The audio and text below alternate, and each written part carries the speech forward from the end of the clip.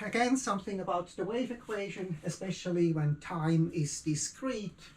We have here the general form of a wave equation. They are very important in physics because every distance which we measure or time we measure is based somehow on waves, electromagnetic waves, for example. And in a large scale, especially in a small scale, we can also use sound waves for measuring distances.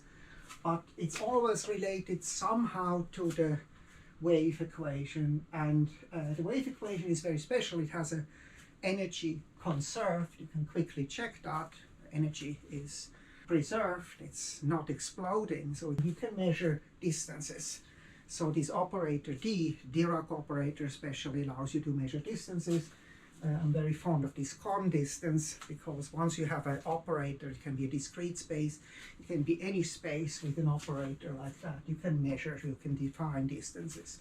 You can also define distances using the wave equation because that means essentially measuring lengths of geodesics. So if you want to measure the distance between a point P and the Q, you let the wave start at a point P and you want to see how long it takes to reach the point Q. And we want especially causality, and that's satisfied with the classical wave equations. We want causality, that if you start a wave here, it doesn't immediately influence the point here. But the problem is if you are looking at discrete space, so if this D is for example, a graph, or a simplicial complex, if it's a locally finite operator, what happens is then you can write down explicit solutions. You just look at the eigenvalues and eigenvectors of this operator, and you can write down explicit solutions as we do in linear algebra courses. In this case, this distance doesn't work because when you are looking at this solution, this is an analytic entire solution, and so if you change t, it cannot be that at that point you have no change. Otherwise it would be constant by analyticity. We have to modify the wave equation, and of course what we have to do is to have also time discrete. So that's this observation. So in general, if you have a wave type equation which satisfies energy conservation and causality, then you have time is discrete, then space is discrete, and if space is discrete, time is discrete. In the continuum, we know that that's a kind of a part of a weak Higgins principle, that the only things within a finite range influence what happens at a point. Now, another observation is that the wave equation is actually equivalent to a Schrödinger equation, again using this Dirac picture of having a square of an operator, but we can always take a square root of a matrix. What is nice about a Dirac operator is that it is local. So in a network, for example, if it would be in a network, in a discrete network, it only affects a small neighborhood. And you can do that, we have seen that on any simplicial complex. You have this nice framework. If you have an exterior derivative, you can write down this D'Alembert factorization, and you have two Schrödinger equations. And so what we really want to understand is this unitary dynamics, e to the I dt. So it's a unitary operator. So that's what quantum mechanics is about. And it's an interesting question, what happens with the spectrum. So it depends, this dynamics depends on the spectrum. Spectrum measures, for computing the spectral measures, it's equivalent to compute the dynamics. And I worked on this kind of a long time ago at Caltech.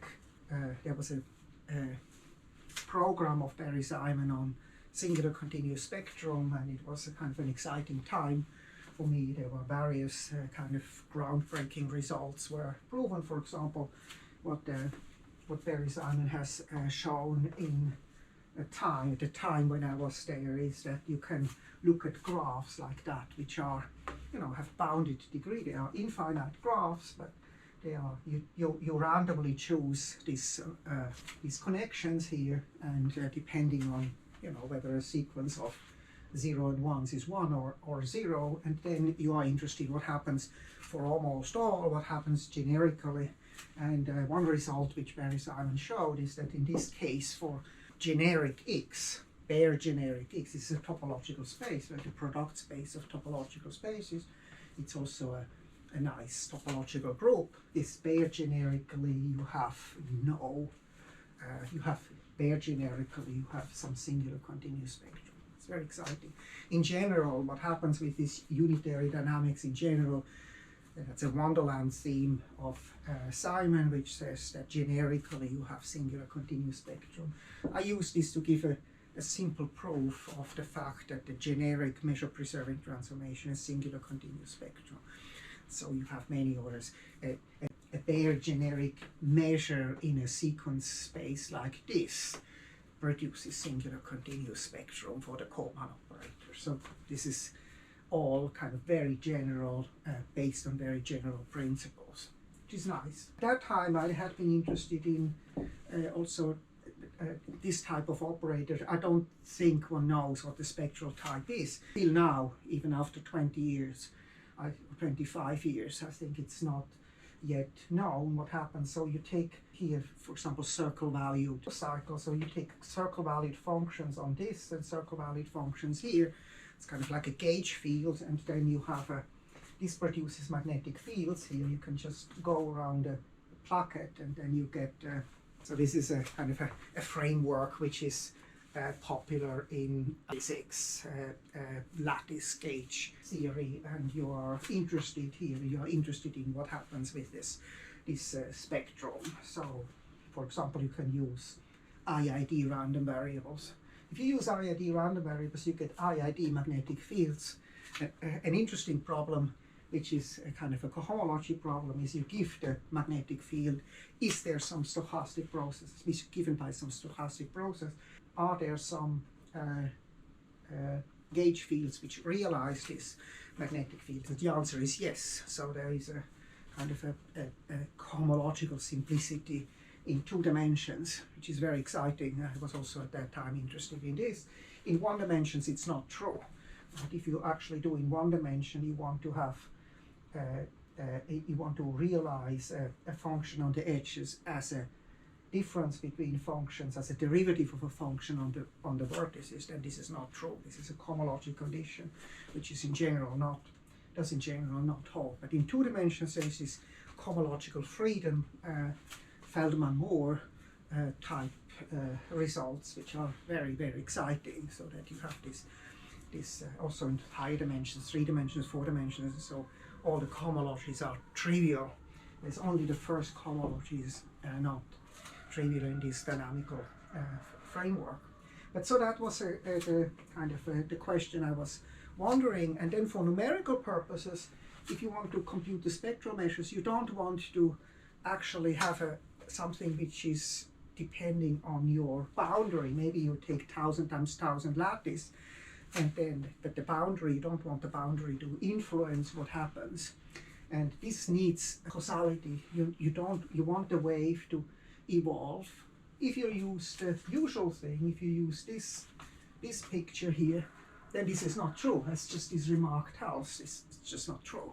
When you start here and you use the usual kind of continuous time dynamics, then what happens is something very far away can influence, very quick, very small, but it influences what happens here already, which is not acceptable.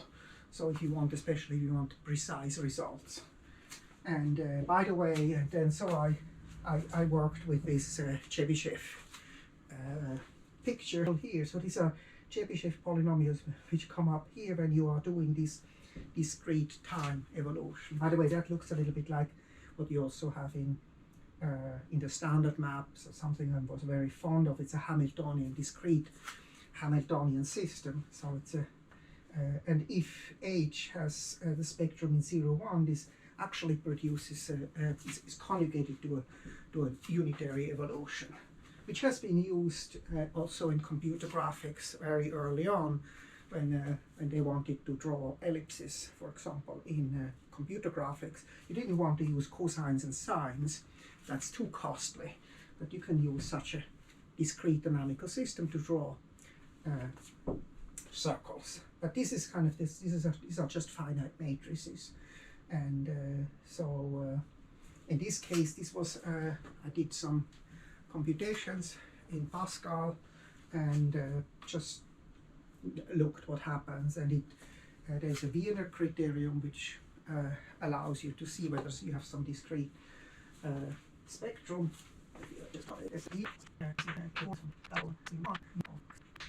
So if there is no point spectrum, then this is 0, and this average goes to 0. So this is Wiener theorem.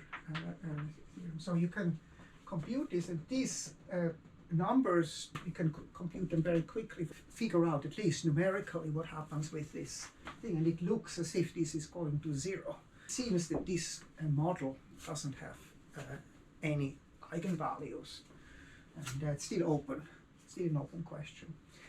But these are a type of graph theoretical problems. Also, this could be investigated with this numerically, with this type of dynamics, and so to find out what happens in the infinite case. That's it for today.